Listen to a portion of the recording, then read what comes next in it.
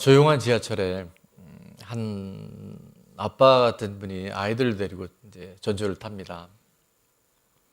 아이들이 타자마자 얼마나 떠들고 소리를 지르는지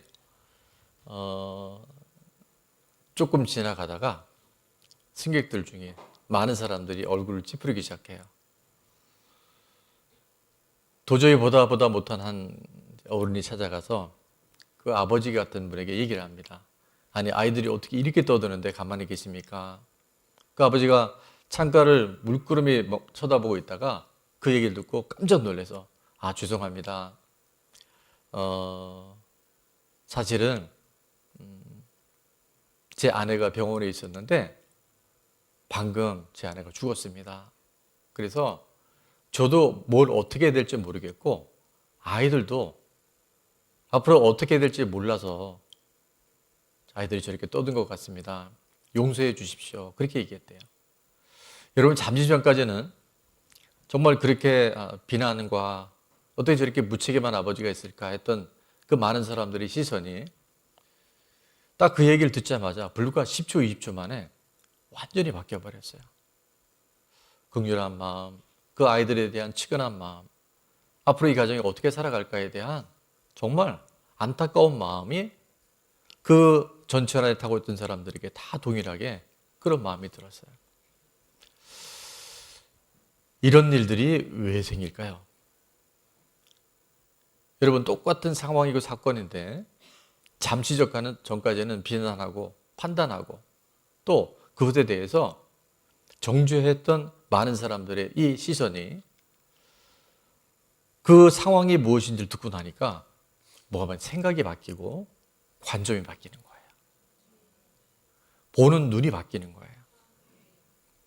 우리가 내 눈, 내 관점으로 보면 비난할 수도 있고 판단할 수도 있는 일이지만 입장을 바꿔놓고 생각해 보면 정말 그럴 수밖에 없겠구나, 그럴 수도 있겠구나라고 하는 생각의 전환이, 관점의 전환이 우리 가운데 일어나는 줄을 믿습니다.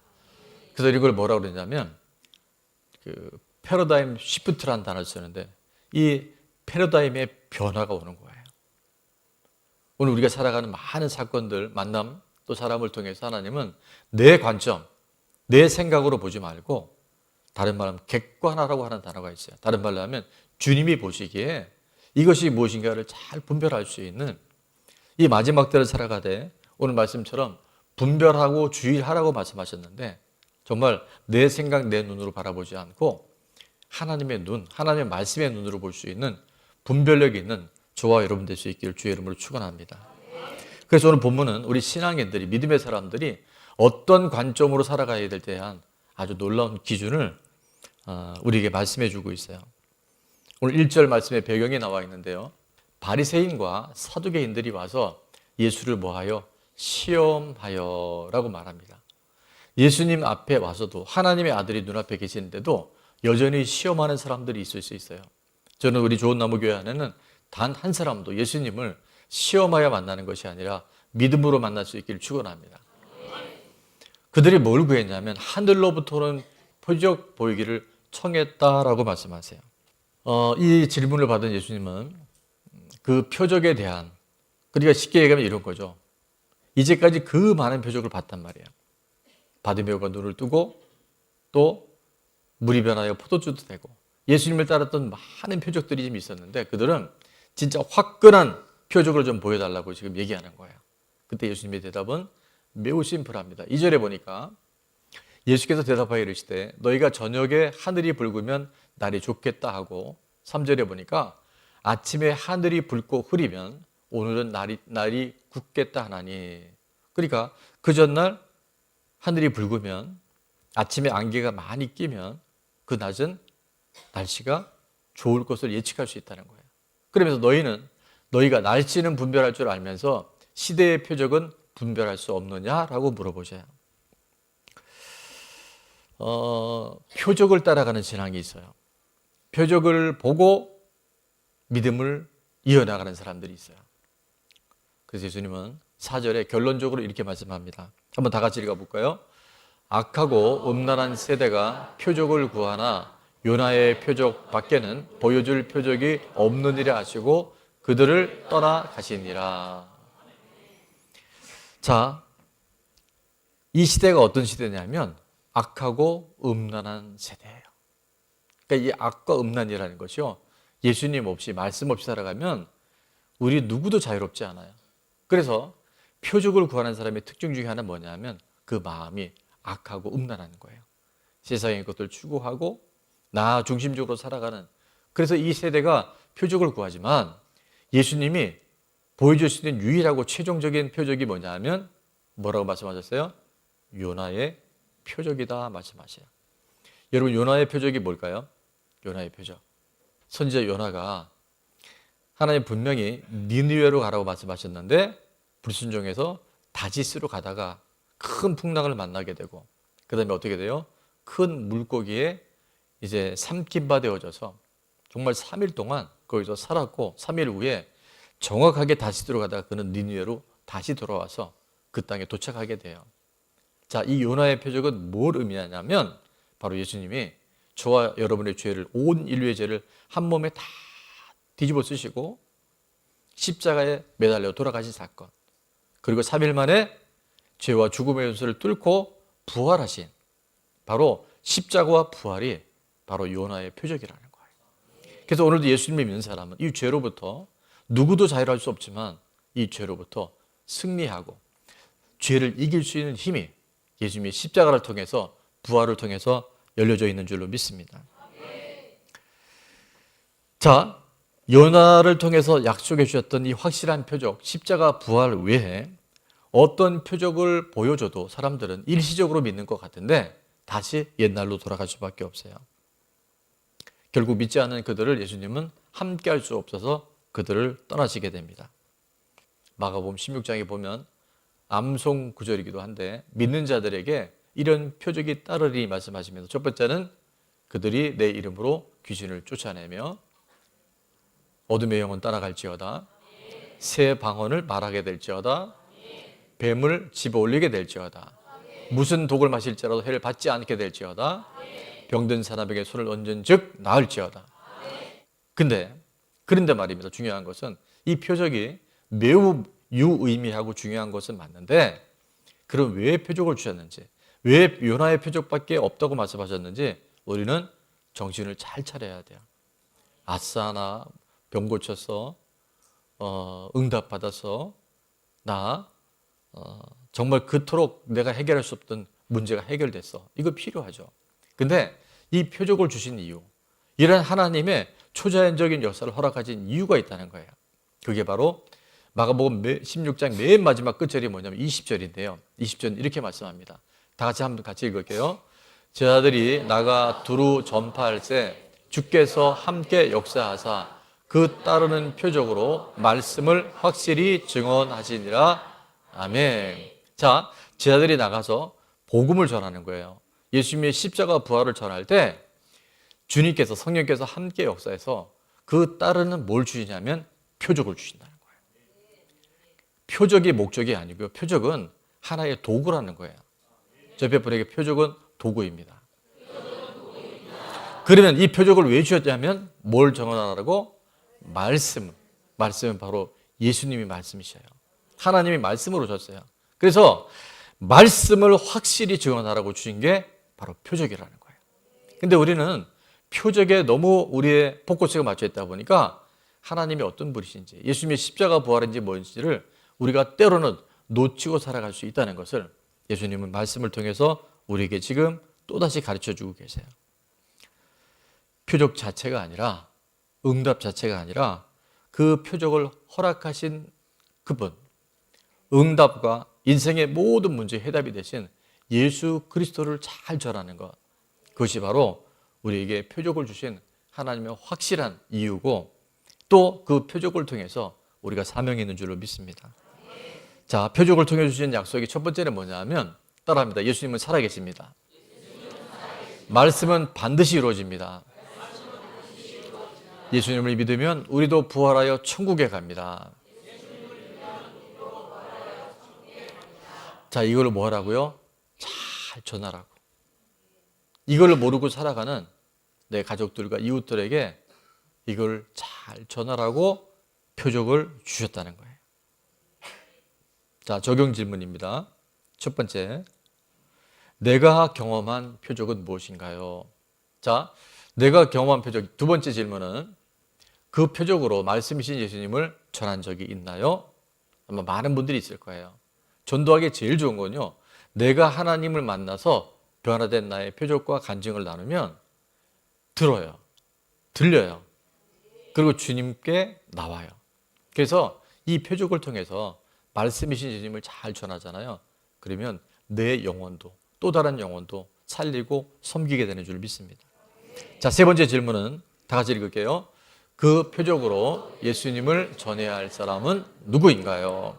지금도 여전히 예수님 모르고 살아가고 말씀의 진정한 구속사의 복음이 뭔지 모르고 살아가는 그 귀한 영혼들에게 내가 만난 예수님을 잘 전할 수 있는 그 한 영혼, 한 생명을 살릴 수 있는 그런 저와 여러분 될 수 있기를 축원합니다. 자, 근데 이렇게 질문했던 바리새인과 사두개인들을 향해서 예수님이 더 이상 말씀하지 않으셔요. 논쟁하지 않으셔요. 그리고 5절에 보니까 제자들이 건너편으로 갈새 예수님이 이제 갈릴리 그 호수를 건너서 건너편으로 갑니다. 근데 그 땅이 어디 땅이냐면 바로 이방 땅이에요. 자, 여기 보니까 떡 가져가기를 잊었더니 했는데 이들에게 뭐가 있냐면 유대인들은 특별히 이방인들과 함께 말을 섞거나 그들과 매매하거나 그들과 함께 음식을 먹는 것을 매우 금기시했어요. 그러니까 이들이 거기를 갈 때 우리 떡 안 가지고 왔는데 하는 게 이게 하나의 이슈가 될 수 있다는 거예요. 자, 근데 하필 그때 예수님이 뭐라고 말씀하시냐면 지금 떡 안 갖고 온 거에 대해서 지금 딱 제자들이 얘기할 때 예수님이 공교롭게 오비락처럼 6절에 이렇게 말씀하십니다. 예수께서 이르시되 삼가 다 같이 한번 읽어볼게요. 삼가 바리새인과 사두개인들의 누룩을 주의하라 하시니. 자, 예수님이 지금 바리새인과 사두개인의 누룩을 주의하라 조심하라 이렇게 말씀하셨는데 제자들에겐 지금 뭐가 들리냐면요, 바리새인과 사두개인은 잘 안 들려요. 뭐가 들렸냐면 누룩만 들린 거예요. 왜냐? 그들이 지금 떡 없는 거에 꽂혀 있기 때문에. 오늘도 말씀을 들을 때요, 결론에도 말씀드리겠지만 내가 관심 있는 것만 들려요. 이렇게 많은 뭐가 사물이 보여도요, 내가 보고 싶은 것만 보여요. 아이들이 한 500명쯤 운동해서 막 하고 있어도요, 엄마는 정확하게 아이를 찾아냅니다. 지금 제자들은 분명히 바리새인과 사두개인들의 누룩을 주지 말아야 되는데 뭐가 들렸냐면 그게 바리새인, 사두개인 별로 관심 없고 누룩에 꽂힌 거예요. 자, 이때 오늘 7절 말씀해 보니까 그로 다툼이 일어났다는 거예요. 우리가 떡을 가져오지 아니하였도다라고 얘기할 때 예수님이 이걸 다 보고 계시는 거예요. 예수님 다 알고 계셔요. 자, 8절 다 같이 읽습니다. 예수께서 아시고 이르시되 믿음이 작은 자들아 어찌 떡이 없으므로 서로 논의하느냐. 지금 예수님은 떡 얘기한 게 아니에요. 빵 얘기한 게 아니에요. 믿음이 작은 자들아 어찌 떡 없으므로 논의하느냐. 방금 전까지 어떤 일이 있었냐면요, 오병이어의 사건이 있었어요. 떡 5개와 물고기 2마리로 5,000명이 먹고 12광주리가 남고, 또 떡 7덩이로 4,000명이 먹었던, 그러니까 엄청난 기적들을 지금 봤는데 예수님이 앞에 계신데 지금 그들은 떡 안 가져온 것 같고 지금 서로 논쟁하고 난리가 난 거예요. 예수님의 이 말씀은 뭐냐면 떡이다, 먹을 것이다, 빵이다, 그것이 아니라 오늘 바리새인과 사두개인들이 끼치는 너희가 지금 잘못된 영향력을 받고 있는 그들의 옳지 못한 교훈을 조심하라고 말씀하신 것인데 이들은 그렇게 먹을 것에 관심이 꽂혀버렸던 거죠. 그게 어디 나오냐면 11절과 12절 이렇게 설명합니다. 어찌 내 말한 것이 떡에 관함이 아닌 줄을 깨닫지 못하느냐. 오직 바리새인과 사두개인들의 누룩을 주의하라 하시니. 자, 12절은 다 같이요. 그제서야 제자들이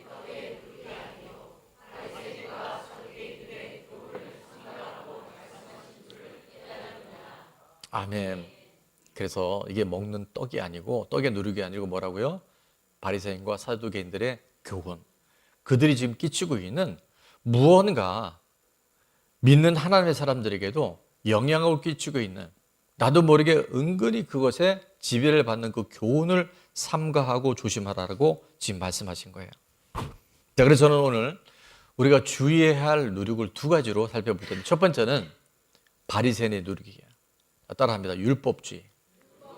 바리새인들의 누룩은 뭐냐면 철저하게 율법주의인 거예요. 율법을 통해서 구원받을 수 있다. 율법을 다 지키면 나는 구원받을 수 있다는 것이 뭐라고요? 그게 율법주의예요. 여러분, 율법은 좋은 걸까요? 나쁜 걸까요? 예, 잘 쓰면 좋은 거고 잘못 쓰면 나쁜 것이 될 수 있어요. 율법 자체는 좋은 겁니다. 왜냐하면 그 율법을 통해서 하나님의 뜻이 어디 있는지를 우리는 알게 돼요. 무엇이 죄이고 무엇이 죄가 아닌지를 율법을 통해서 우리는 분별할 수 있어요. 그리고 하나님의 인생을 살아가는 기준이 바로 율법 안에 담겨져 있어요. 그런데 문제는 우리가 십계명뿐만 아니라 나중에 예수님이 이 땅에 오셔서는 나는 계명 지켰다는 걸로 율법주의자가 너무 많으니까 간음한 간음의 죄는 간음한 것만 죄가 아니고 여자를 보고 남자를 보고 모양 음욕을 품은 것도 죄라고 말씀하셨어요. 그러니까 우리는 율법을 지킬 수 있어요? 없어요? 못 지키죠. 율법을 완성하러 오신 분이 예수님인데 우리는 율법 지키면 되겠다고 하는 구약에 나오는 바리새인뿐만 아니라 오늘도 그런 현상들이 있을 수 있다는 거예요. 그래서 율법은요, 우리가 죄인이라는 것, 우리의 노력으로는 절대 구원받을 수 없다는 것을 깨달으라고 주신 것이 바로 율법이라는 거예요. 그래서 이 바리새인들의 율법주의자들의 가장 큰 치명적인 건 뭐냐면 구원은 예수님의 십자가를 믿음으로, 예수님의 부활의 사건을 나의 사건으로 믿음으로 전적인 은혜로 구원받아야, 내 공로로, 내 행위로 구원받을 수 있다 없다? 절대 없어요. 아무리 내가 죄 안 지려고 해도 우리는 생각하는 자체가 악해요. 태생에 우리는 죄 가운데 출생해서 죄 가운데 살다가 죄 가운데 죽을 수밖에 없어요. 그러나 나의 의인은 오직 믿음으로 말미암아 살리라.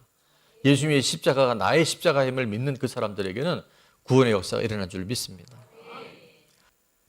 우리는 죄를 지어서 죄인이라고 생각하죠. 그것도 맞아요. 근데 죄를 지어서 죄인이 아니고, 따라합니다. 죄인이기 때문에 죄를 지을 수밖에 없습니다. 우리는 이미 죄인이에요. 그래서 오죽했으면 생각하는 것도 악하고요. 때로는 죄인은 숨쉬는 것도 악해요. 전부 다 이기적이에요. 근데 제가 뭐라고 말씀드리면 죄는요, 딱 두 가지밖에 없다고 말씀드렸죠. 첫 번째는 따라합니다. 실행한 죄. 또 하나는 실행하지 않은 죄.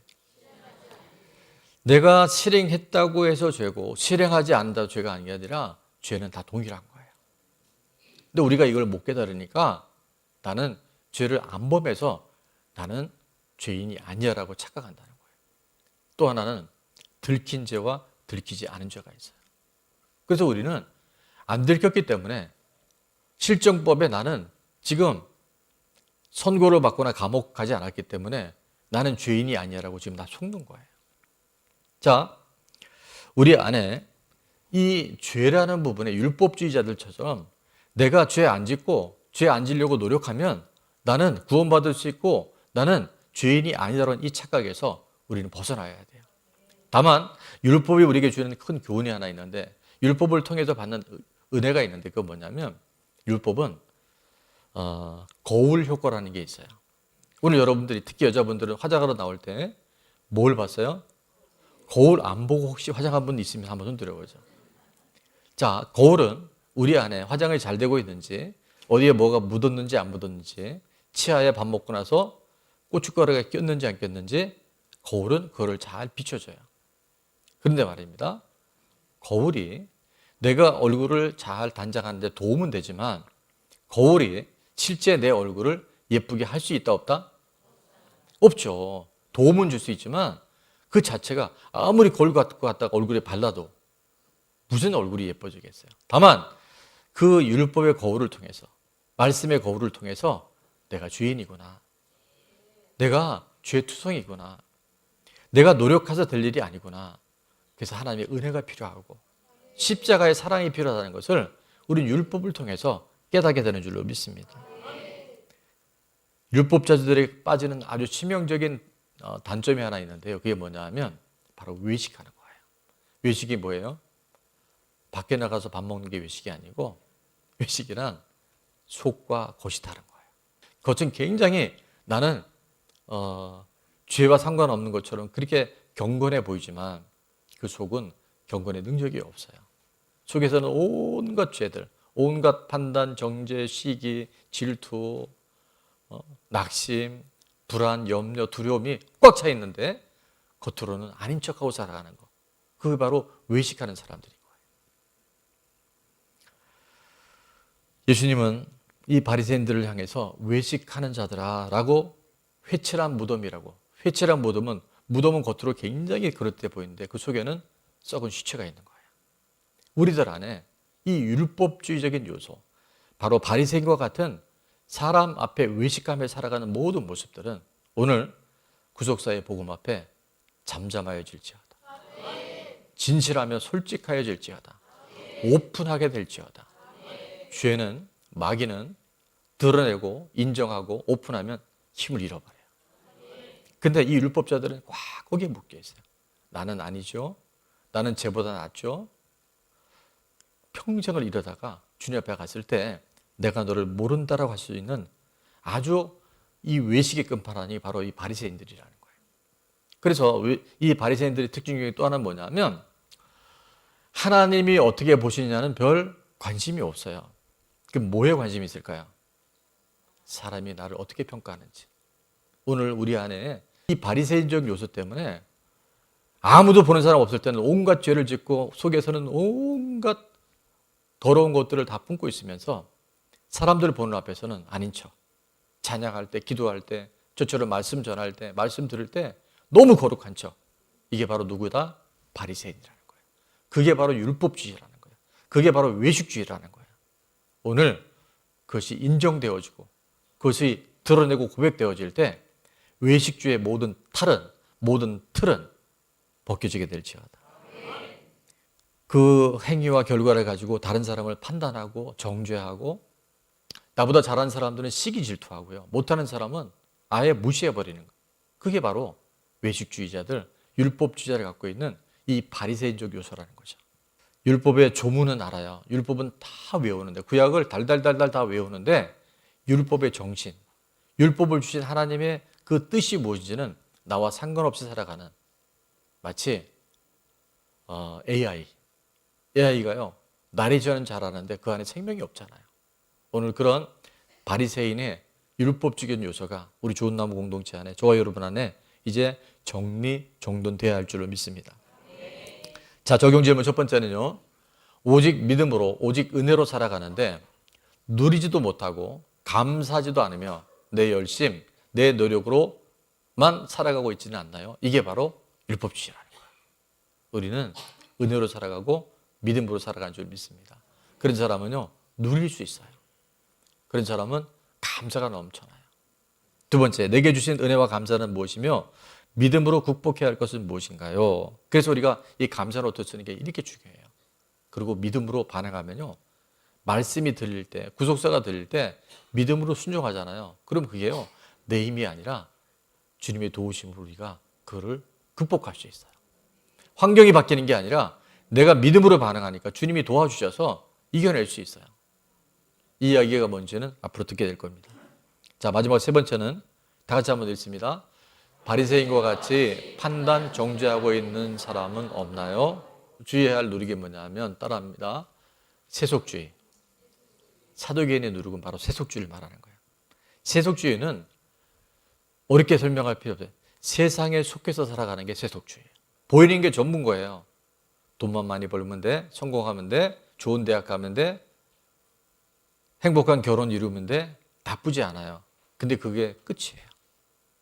죽음 이후에 천국이 있든 지옥이 있든 영생이 있든 뭐든 보이는 게 전부야. 근데 여러분 살아보니 사실은 보이는 것이 중요하긴 하지만 성경은 분명히 말씀합니다. 보이는 것은 잠깐이요, 보이지 않는 것은 영원하다고.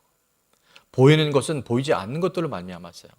평균 수명이 늘어나서 100년, 120년, 재수 없어도 150년까지 산다고 하는데 영원한 시간 속에는 좀도 지나지 않잖아요. 순간에 지나지 않아요. 근데 이게 전부라고 우리가 속음에 살아가는 거예요. 이게 뭐냐면 바로 사두개인이고 이게 바로 세속주의인 거예요.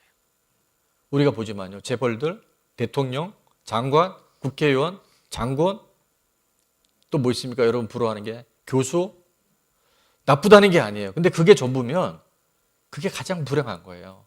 그게 가장 비참한 거예요. 그래서 예수님 없이 잘 되는 게 그게요. 저주라니까요. 예수님 없이 너무 잘하는 게 그게 귀신 들린 거라니까요. 지나칠 것 같죠. 성령이 임하시면요. 우리가 세상 따라가면 망해야 돼요. 아멘? 예수님 없이 잘 되면요. 그게 엄청난 위험이란 말이에요. 근데 우리는 거의 착각적이게 살아가니까.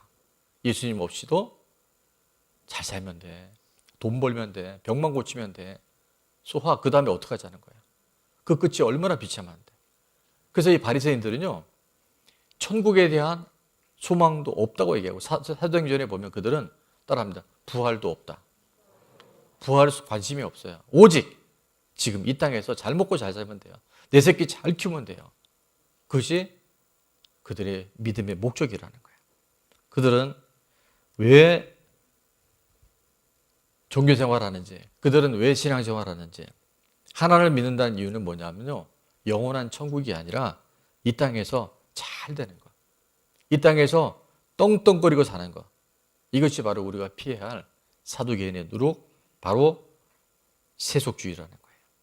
자, 적용 질문입니다. 첫 번째, 말씀에서 벗어나 세상적인 성공과 편리함만을 추구하고 있는 것은 무엇인가요?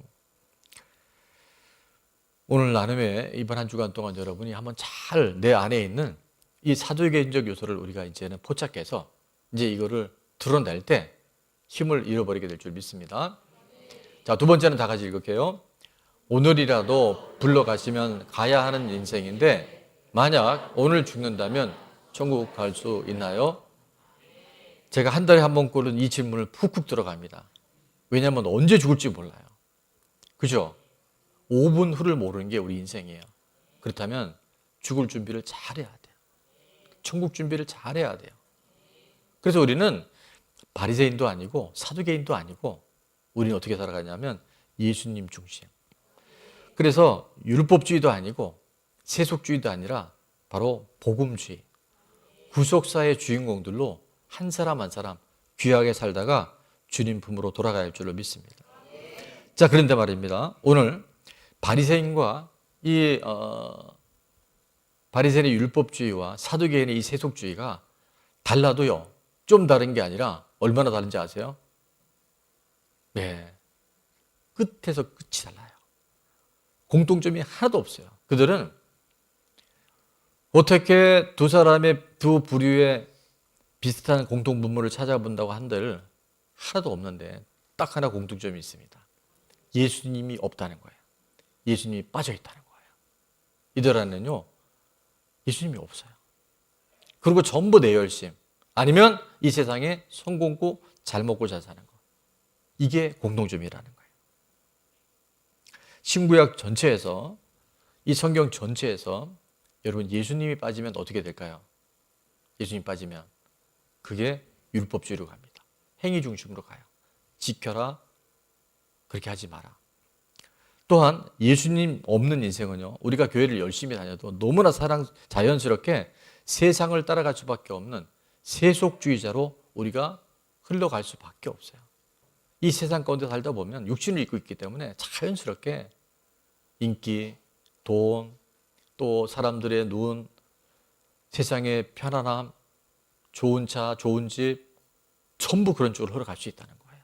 그래서 늘 깨워서 이 부분에 우리가 주님 앞에 나가지 않으면 구속사로 깨어있지 않으면요. 우리는 그렇게 잠들 수밖에 없다는 거예요. 예수님을 주인으로 모시고 살아가면 내 죄가 보이고 십자가를 붙들게 되는 줄 믿습니다. 예수님을 주인으로 모시고 살아가면 세상에 살아가지만 이 세상 속에 섬기는 사람, 다른 영혼을 주님께로 인도하는 전도하는 인생이 되는 줄로 믿습니다. 말씀이신 예수님 없는 인생은 율법주의 아니면 바로 세속주의예요. 지금 율법주의와 이 세속주의가 우리 안에 지금 계속 있어요. 한쪽은 무조건 열심히 하면 돼. 내가 내 노력을 다해서 최선을 다하면 나는 구원받을 수 있고 하나님이 주신 거 다 누릴 수 있어. 여러분, 이게 바로 율법주의라면, 세속주의는 그게 뭐가 필요해? 내가 열심히 교회 다녀서 세상에 성공만 하면 되고, 지금 내가 갖고 있는 인생의 모든 무거운 짐이 해결되기만 하면 되지라고 하는 이 세속주의가 지금 우리 안에요. 다 들어와 있어요. 누구도 자유롭지 않아요. 표적을 구하고 있는 이 바리새인과 사두개인들을 향해서 그들의 누룩을 주의해라. 표적을 분별해라. 그렇게 말씀하고 계세요. 자, 주의해야 할 바리새인과 사두개인의 누룩은 첫 번째, 같이 읽을게요. 하나님의 은혜는 붙들지 않고 내 노력과 아우르는 율법주의. 두 번째는 거룩한 하나님의 나라, 영원한 천국은 부정하고 육신의 편리한 삶만을 목적으로 삼는 세속주의. 이것을 조심하라는 거예요. 이거를 경계하라는 거예요. 이것을 주의하라고 말씀하시는 거예요. 자, 그러면 이 말씀을 듣고 있는 이제 배 안에서 이 제자들은 어땠을 것 같습니까? 자, 그들이 갈릴리에서 건너편으로 가는 이방 땅으로 가는 배 안에 지금 예수님이 계신데, 그럼에도 여전히 그들은 뭐에 꽂혀 있다? 떡 안 가져온 것 같고 지금 대판 붙은 거란 말이에요. 떡 먹고 배부르고 여전히 세속적인 것들에, 또 율법적인 것들에 했냐 안 했냐를 갖고 지금 살아가는 그런 모습이에요. 마지막 질문입니다. 여러분 어떠세요? 오늘 좋은 나무 구원의 방주의 배 안에 예수님이 와 계셔요.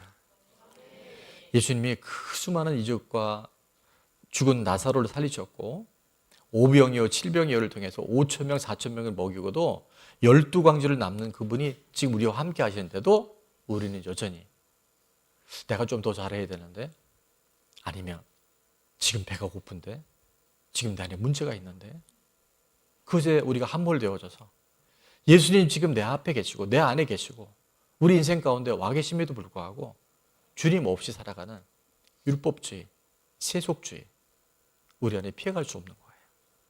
오늘 주님 말씀하세요. 너희들 바리새인과 사두개인들의 누룩을 조심해라. 깨어 있어라. 어느 순간 물들 수 있다는 거예요. 누구도 장사가 없어요. 그래서 우리가 이 구속사로 살아간다는 것은요, 내가 할 수 있는 것이 아무도 없고 나는 모든 것이 죄인가, 내 죄가 내 고난보다 훨씬 크다는 걸 깨닫고 주님 앞에 겸손하게 나가기 시작하잖아요. 조롱과 수치를 잘 당하잖아요. 이 문제 앞에 우리가 자꾸 원망하지 않고 내 죄를 보기 시작할 때 주님은 우리에게 가르쳐 주셔요. 내가 너와 함께 있어. 내가 너의 자녀들을 키워줄 거고, 내가 너의 가정을 책임져 줄 거고, 좋은 나무의 주인은 부활하신 예수 그리스도가 주인이어서 그분이 우리에게 모든 것, 어떤 시험이 오고 사단의 공격이 와도 하나님이 지켜주신다는 그 믿음으로 우리는 돌파할 수 있는 거예요. 김포가 살아날 수 있는 거예요. 대한민국 하나님이 지켜주셔요. 이 믿음이 지금 율법주의도 아니고 세속주의도 아니고 복음주의, 구속사로 살아가는 하나님의 사람들에게 주시는 최고의 선물인 줄을 믿습니다. 따라합니다. 분별하고 주의해야 합니다. 무엇을 분별하고 주의해야 하는지는 이렇게 말씀했어요. 표적을 분별하고 바리새인과 사두개인의 그 구황, 표적을 주의해야 돼요. 결론적으로 9절과 10절에 예수님께서 너무 안타까우니까 말씀하셨어요. 너희가 아직도 깨닫지 못하느냐? 떡 5개로 5,000명을 먹이고 죽은 곳이 몇 바구니며, 떡 7개로 4,000명을 먹이고 죽은 곳이 몇 광줄인 너희 기억하지 못하느냐? 내가 그런 일을 다 행했다고 한다면 앞으로 너의 인생은 네가 노력해 사는 것이 아니라 내가 도와주고 내가 너의 인생의 모든 것을 책임져 주기 때문에 너는 나를 믿고 살아가는 거야. 내가 너와 함께함을 신뢰하며 살아가는 거야. 11절에 어찌 내 말한 것이 떡에 관함이 아닌 줄을 깨닫지 못하느냐? 오직, 다시 한번 읽습니다. 오직, 시작. 오직 바리새인과 사두개인들의 누룩을 주의하라 하시니. 깨닫고 기억하며 살아가는, 날마다 분별하며 주의할 수 있는 저와 여러분 될 수 있기를 축원합니다. 분별하고 주의해야 할 첫 번째입니다.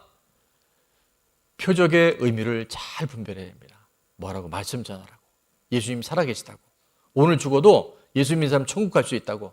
이거를 잘 전하는 것이 표적의 가치고 의미인 줄 믿습니다. 두 번째는 바리새인의 율법주의를 주의해야 하고요.